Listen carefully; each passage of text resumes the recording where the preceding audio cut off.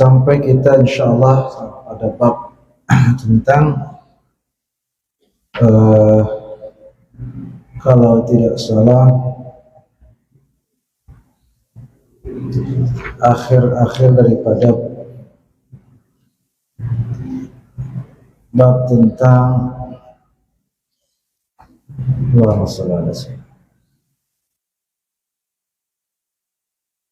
tentang ibadahnya Rasulullah SAW.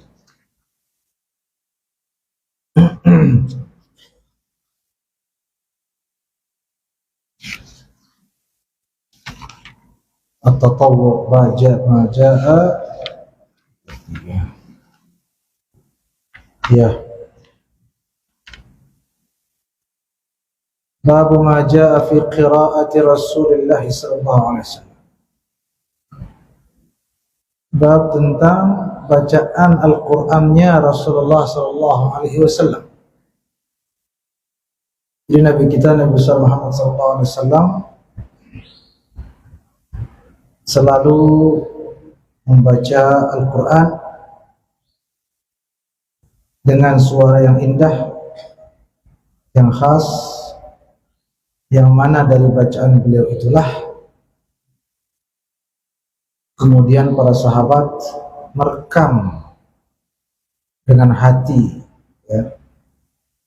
Kemudian menceritakan, menyampaikan kepada para sahabat-sahabat yang lain, dan sahabat-sahabat menceritakannya kepada tabi'in, tabi'at tabi'in, dan seterusnya sampai kepada kita.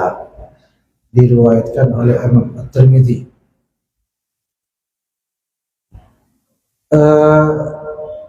Dikatakan di sini wa bihi ilahi qal haddatsana Qutaibah bin Sa'id قال حدثنا الليث عن ابن أبي مليكة عن يعلى ابن مملك أنه سأل أم سلمة عن قراءة رسول الله صلى الله عليه وسلم فإذا هي تنعت قراءة مفسرة حرفا حرفا. Siti Ummu Salamah ditanya sahabat tentang bagaimana sih bacaan Al-Qur'annya Nabi kita Sayyidina Muhammad sallallahu alaihi wasallam. Siti Ummu Salamah menjawab, "Hiya qira'atan mufassaratan harfan harfan." Bacaannya Nabi itu katanya bacaan yang seperti menjelaskan huruf per huruf. Luar biasa. Jadi tidak asal baca, kadang-kadang ada bacaan yang jelas tidak ada unsur, tidak ada pemahamannya, hanya membacakan saja. Ya, untuk kita orang asing, orang Indonesia ya, bukan orang Arab, memang wajar begitu. Jadi hanya membaca, tapi itu pun tentu mengandung nilai pahala, nilai ibadah yang besar, walaupun tidak dipahami. Tetapi tentu jika dipahami akan lebih baik, kan begitu. Sebabnya sudah ada terjemahan, sudah ada kajian-kajian tafsir. Untuk memahami isi Al-Quran tidak sulit sebetulnya jika kita menginginkan itu. Dan tentu saja apabila kita paham Al-Quran, membacanya pun akan lebih dihayati, diresapi, lebih khusyuk karena dipahami. Nah, Nabi bacaannya itu qira'atan mufassaratan, seperti orang yang tidak hanya membaca, tapi ada penekanan-penekanan sesuai makna. Ya, bisa dipahami. Para qari juga kan harusnya begitu, namanya juga qari ya. Qari itu kan maknanya dia ahli membaca Al-Quran. Nah, tolak ukur keahlian membaca pastinya Nabi, bagaimana bacaannya Nabi. Dan Nabi bacaannya itu qiraah mufassarah. Maka seorang qari harus pandai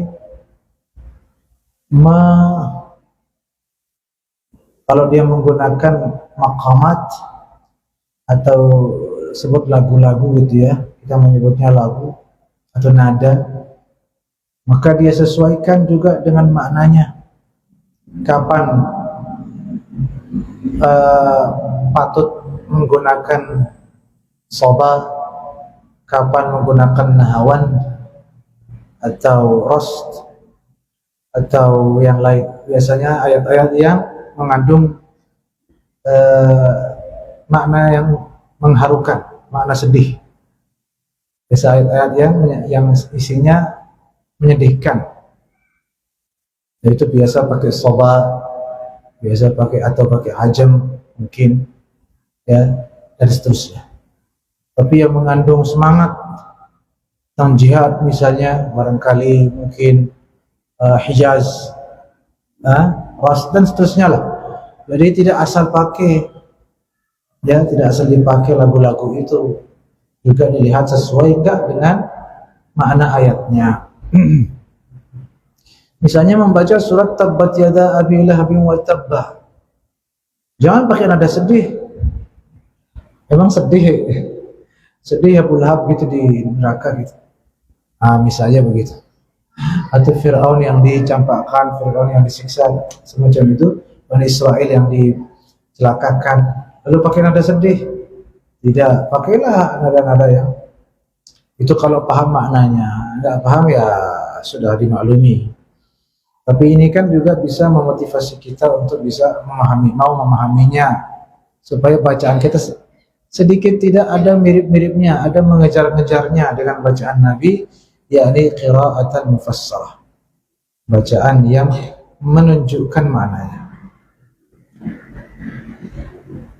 Wabihi qala haddatsana Muhammad bin Bashar qala haddatsana Wahab bin Jurair bin Hazim qala haddatsana Abi an Qatadah qala qultu li Anas bin Malik kaifa kanat qira'atu Rasulullah sallallahu alaihi wasallam qala madda. Sayyidina Anas ditanya sekarang, bagaimana bacaan Nabi? Kata Sayyidina Anas, panjang. Panjang maksudnya madda itu ya yang panjang-panjang, yang tidak semuanya panjang. Tetapi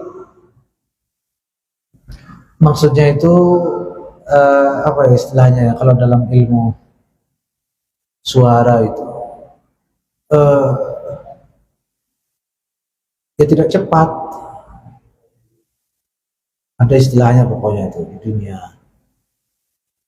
Misalnya contoh saja, bukan qul huwallahu ahad Allahu samad, qul huwallahu ahad Allah. Jadi itu kan versi panjangnya. Kalau versi pendeknya qul huwallahu ahad, itu sama-sama sah. Qul huwallahu ahad, qul huwallahu ahad. Mungkin bisa lebih panjang lagi, qul huwallahu ahad, kan lebih panjang itu, lebih pelan, mungkin lebih pas, lebih pelan.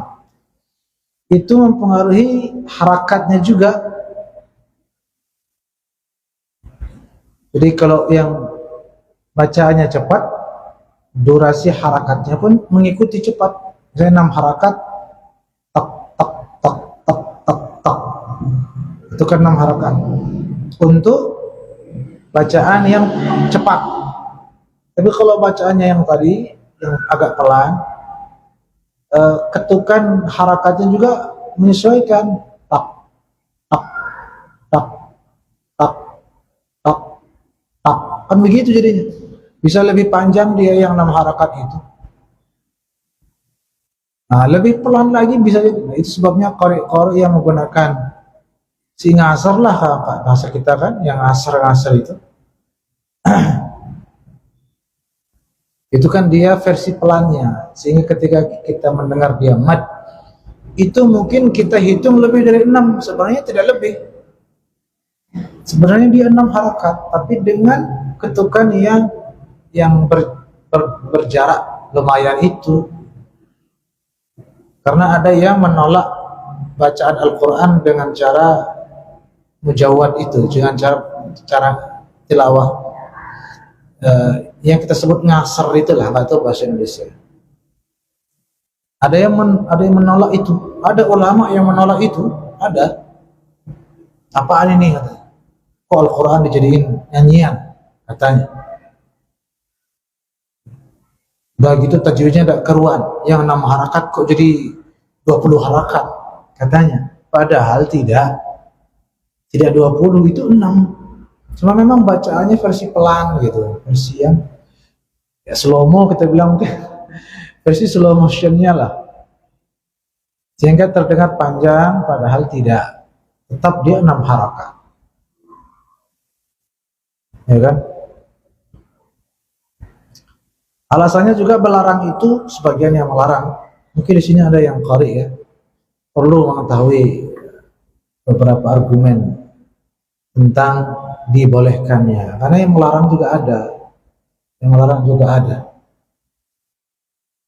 Katanya Nabi tidak pernah mengajarkan bacalah dengan ajam, dengan bayati, dengan sobah. Tidak ada dari Nabi itu sobah, rost, hijaz, nahawan, tidak ada itu. Jiharka, istilah-istilah itu. Tidak ada itu ceritanya, bid'ah. Nah, biasalah itu ya. Baik, sekarang kalau kita bilang bacaan dengan nada-nada itu bid'ah, tahukah kita bahwa semua ulama, semua imam masjid pasti bacaannya tidak lepas dari maqamat itu? Pasti kalau enggak bayati hijaz, kalau enggak hijaz ras, kalau enggak ras jiharka, dan seterusnya. Bagaimanapun jenis bacaannya, orang yang ahli maqamat dia bisa menilai, oh ini jiharka, ini jiharka yang dimodik misalnya, oh ini lebih mendekati soba misalnya, tahu dia yang nah terus misalnya azan atau bacaan di Masjidil Haram itu nadanya hijaz. Hijaz adalah sebenarnya perbedaannya, ada yang menamai nadanya, ada yang tidak. Dan menamai nada itu apa salahnya? Dalam rangka nanti ketika mengajarkan kepada mereka yang ingin bacaannya juga bernada, sebenarnya dibesar-besarkan saja oleh mereka, tidak masalah sebetulnya. Cuma jangan dipersulit juga. Yang tidak bisa ngasar ya sudah, galang nyorak-nyorak di mana-mana, kemudian apa macam temannya di dalam mulutnya, tarik temannya kasih benang atau disugulang, terus ditahan napas macam. Ya tidak usah dipaksakan begitu juga. Sesuai kemampuan. Dipelajari boleh.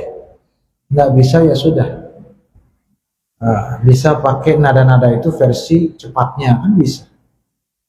Tidak harus yang ada si Beno napas, lainnya si Benung, Marah Muhammad. Ya tidak semua punya kemampuan seperti beliau, seperti Muhammad, seperti apa, itulah qari itu.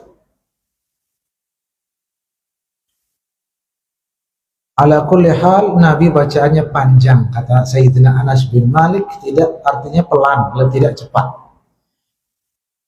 Ya, pelan, tidak cepat, itu lebih tepatnya.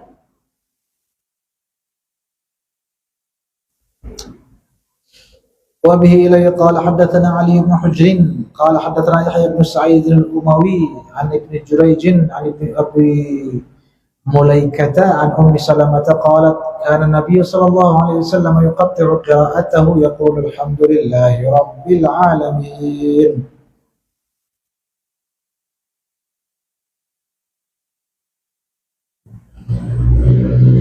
Ya, ثم يقف ثم يقول الرحمن الرحيم ثم يقف وكان يقرأ مالك يوم الدين. Kalau kata Siti Ummu Salamah dalam riwayat lain, bacaannya Nabi itu ayat per ayat ada jedanya.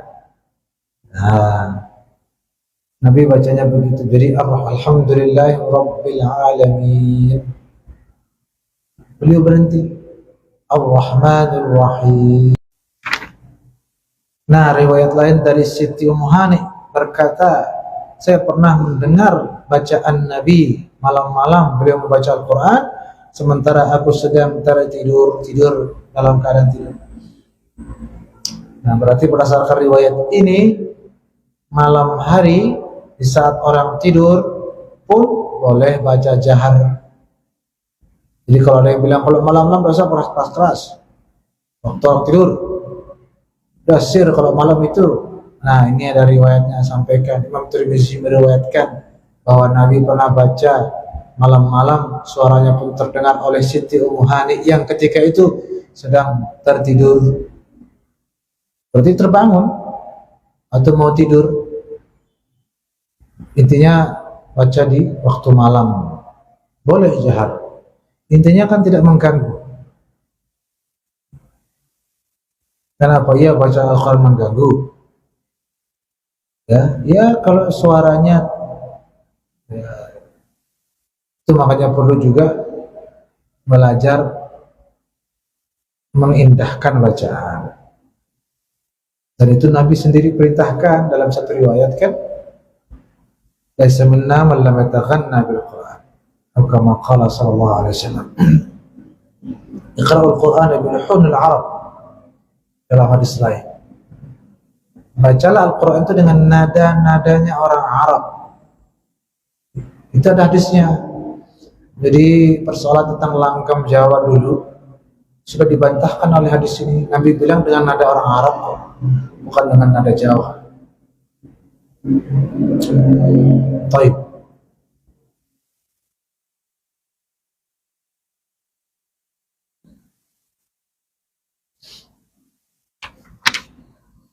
Tapi jahar di sini pun, terdengar pun bukan berarti harus dengan sekeras-kerasnya.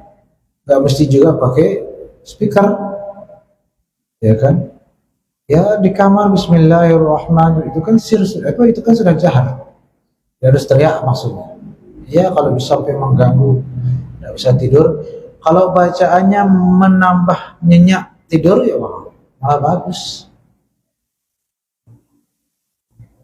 Malah bagus. Barakah tidurnya yang mendengar Al-Quran sambil tertidur itu lebih mudah masuk ke alam bawah sadarnya. Apa namanya, nilai-nilai suci dari Al-Quran itu. Barakah. Suara saja itu barakah. Apalagi lebih dari itu. Kita di musim haji ini, sebentar lagi sudah masuk bulan haji, bulan barakah. Dan ibadah haji adalah ibadah yang mengajarkan nilai-nilai keberkahan. Ayo orang haji itu ngapain? Mengelilingi bebatuan Ka'bah yang isinya tumpukan batu.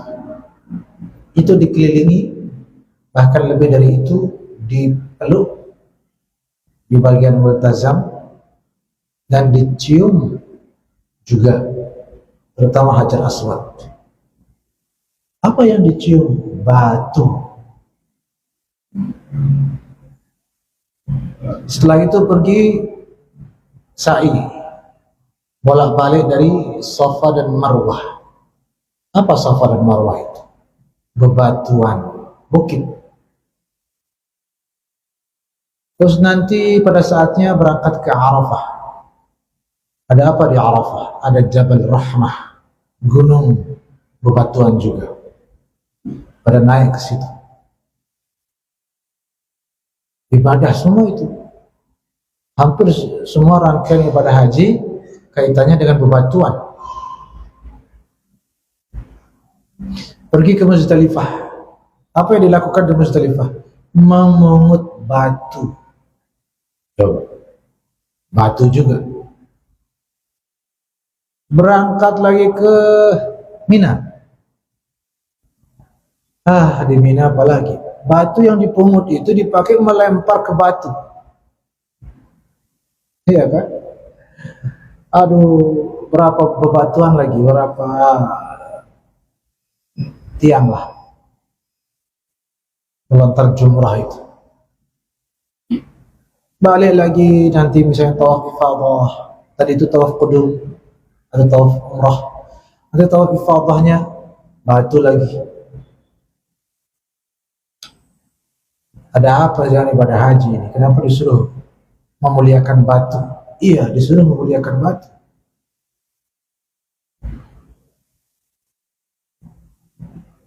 Tetapi bukan sembarang batu, melainkan batu yang berkah. Dan ibadah haji sesungguhnya mengajarkan tentang arti keberkahan.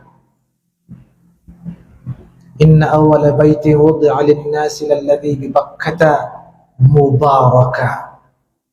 Sesungguhnya rumah pertama yang dibangun untuk umat manusia adalah yang ada di Mekah, yakni Ka'bah yang sangat berkah.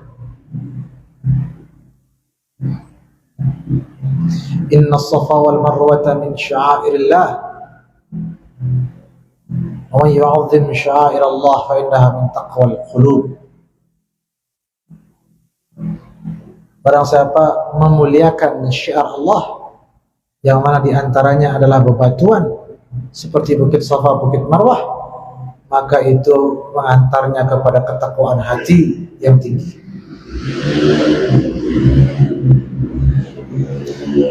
Betul semua itu batu, tetapi batu-batu yang disentuh oleh orang-orang mulia. Bahkan banyak orang mulia. Ka'bah disentuh oleh para nabi dan rasul sejak Nabi Adam. Nabi Adam diriwayatkan haji sebanyak 1000 kali. Nabi Adam alaihissalam. Itu dimaklumi Ka'bah sudah ada sejak sebelum Nabi Adam tercipta, dibangun oleh para malaikat. Itu riwayat yang paling kuat. Terus katanya Nabi Ibrahim yang membangun. Nabi Ibrahim tidak membangun, Nabi Ismail tidak membangun. Tetapi Nabi Ibrahim dan Nabi Ismail mengangkat, meninggikan Ka'bah dari pondasinya yang sudah ada. Ayat Al-Quran pun menceritakan demikian. Wa idh yarfa'u Ibrahimul qawa'ida minal baiti wa Ismailu. Ketika Nabi Ibrahim dan Nabi Ismail mengangkat, meninggikan, yarfa'u al-qawa'ida dari pondasinya, itu ditinggikan, sudah ada. Tapi namanya berabad-abad lama kan ada saja kejadian atau apa, kemudian dibangun lagi. Pondasinya sudah ada saja. Semua para nabi menyentuh, memegang, bagaimana tidak berkah. Di rukun Islam kelima Allah ajarkan tabarruk. Bertabarruklah wahai hamba-hamba. Tuh, ya, Ka'bah itu dipegang oleh para nabi. Hajar Aswad, bagaimana para sahabat memperebutkan Hajar Aswad itu dipasang bersama Nabi SAW. Lalu supaya adil, semua dapat berkah, Nabi katakan, ayo di atas kain semuanya pegang, nanti saya naik. Dipegang oleh sahabat juga. Kenapa diperebutkan? Karena sahabat paham arti keberkahan.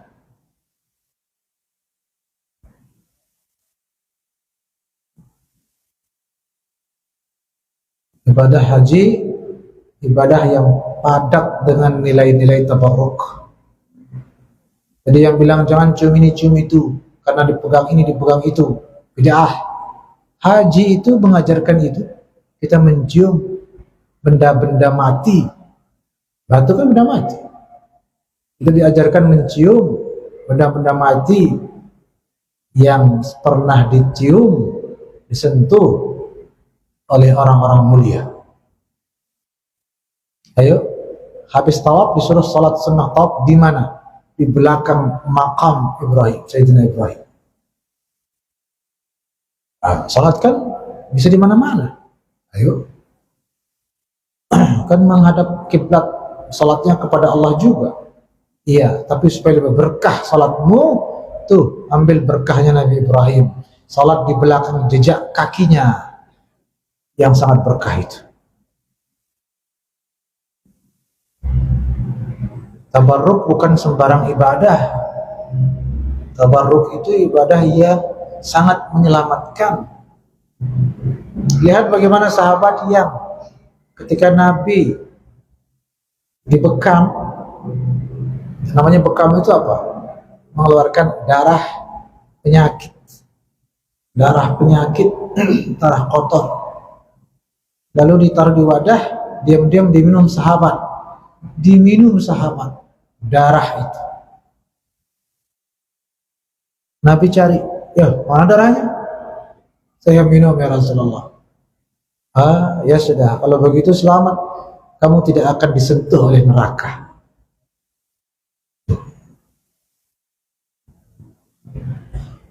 Jangan dikira berkah itu tidak menyelamatkan. Nabi pernah mau naik atas batu yang besar, tidak kejangkau oleh beliau. Ada sahabat yang menundukkan badannya, naik di sini ya Rasulullah. Diinjak punggung sahabat itu sehingga Nabi sampai di atas batu yang besar itu. Begitu sampai sana di atas batu, Nabi noleh ke sahabat, wahai sahabat, kamu di surga.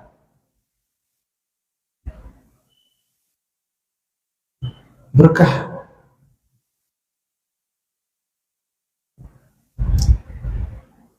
Berkah.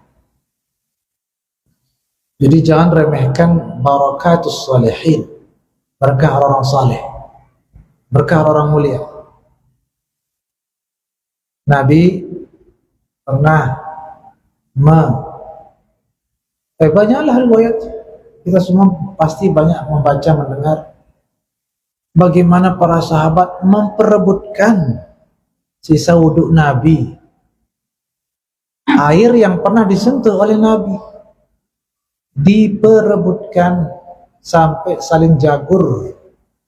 Ini benar nih, dalam riwayat Sahih Bukhari itu dikatakan hampir saling bunuh sahabat itu untuk memperebutkan sisa wudhu Nabi, bahkan air liur Nabi sallallahu alaihi wasallam.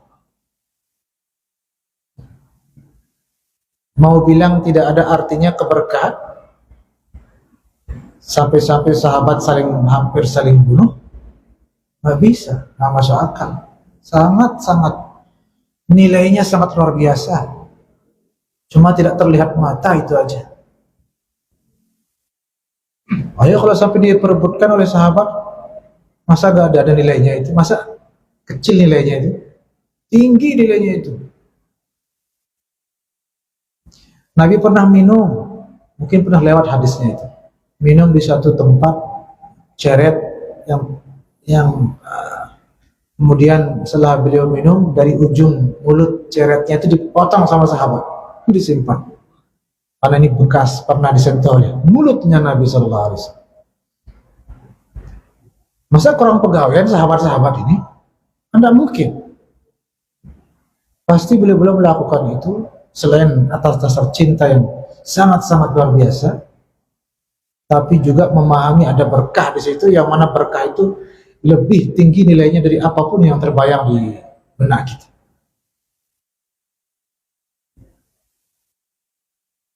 Tapi tidak bisa dibahasakan oleh beliau-beliau. Dipotong itu mau jual. Ada yang bilang oke. Gih. Tapi itu Nabi saja. Ulama, para wali, orang soleh enggak. Jadi sudah mentok, kalah gitu, kalah argumen di Nabi tentang barakah. Akhirnya bilangnya khusus Nabi saja itu. Ulama tidak usah. Ini kan ulama habis minum direbut air minum. Tidak berlaku di ulama. Berlakunya di Nabi saja. Nabi ketika minum tadi, itu minumnya di mana? Di rumah sahabat. Mohon maaf, tidak ingat namanya. Nabi meminta air minum dari seorang sahabat di sebuah wadah yang ada di situ tersedia. Sahabat pun melarang, dalam arti menolak, ya Rasulullah, mohon maaf, jangan minum di sini. Izinkan saya mengambil wadah ini dipakai minum di sini. Engkau ya Rasulullah, jangan, tolong, saya siapkan. Tunggu sebentar, saya siapkan wadah yang spesial dan khusus untuk engkau saja. Apa kata Nabi? La, jangan. Bal altamisu barakatal muslimin. Kata Nabi, jangan. Biar supaya Nabi. Iya, tapi itu sahabat. Nah, malak tuh. Nenek kaj. Ya Nabi dan sahabat saja, kata.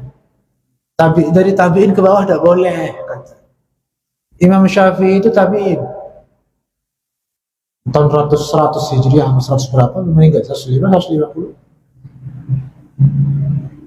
Imam Syafi'i itu tabi'in. Tabi'in, orang-orang dahulu salaf. Yang mereka menyebut dirinya salaf salih, mengikuti ulama salaf. Kita bilang ikuti ulama pendahulu. Imam Syafi'i itu baju murid beliau Imam Ahmad bin Hanbal disiram, lalu airnya diminum oleh beliau mengambil berkah. Mau bilang lagi khusus tabi'in, seterusnya begitu. Atau Imam Syafi'i salah.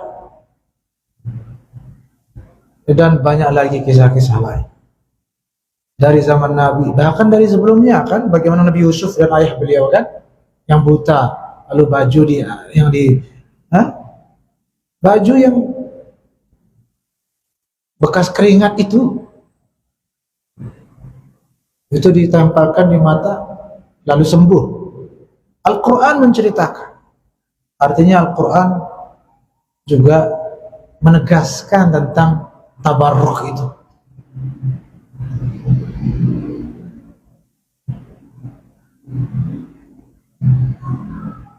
Ya, maka nilai dari atau pesan tersirat daripada ibadah haji salah satunya adalah pentingnya tabarruk, pentingnya mengambil barokah min atharis salihin, dari bekas-bekas orang-orang mulia.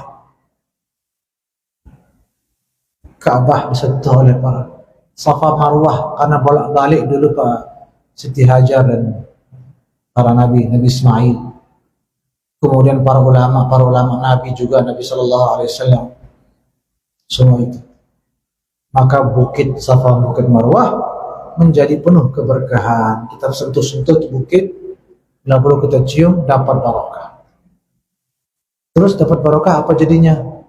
Tidak usah, serahkan kepada Allah. Tidak usah dibayangkan, karena insya Allah lebih dari yang dibayangkan yang didapatkan. Yang penting dengan tulus hati, atas dasar kecintaan kepada orang-orang mulia itu.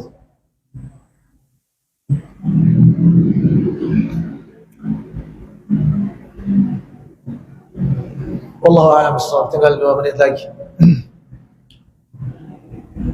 Nah, kembali kepada bacaan Al-Quran. Al-Quran juga kan mushaf itu kita cium. Kenapa kita cium? Karena di dalamnya ada ukiran ayat-ayat suci yang mulia.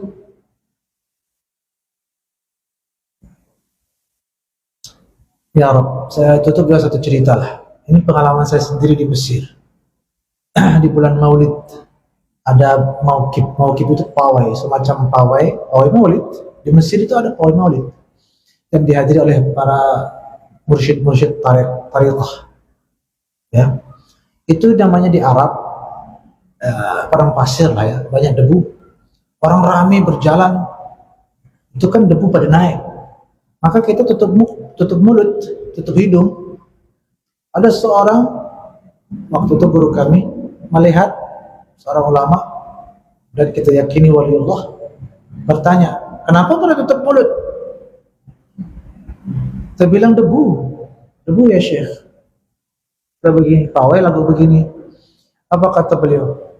Debu yang naik karena diinjak-injak oleh orang-orang yang cinta kepada Nabi dan berjalannya ini atas dasar cinta kepada Nabi, sehingga debuan ini naik.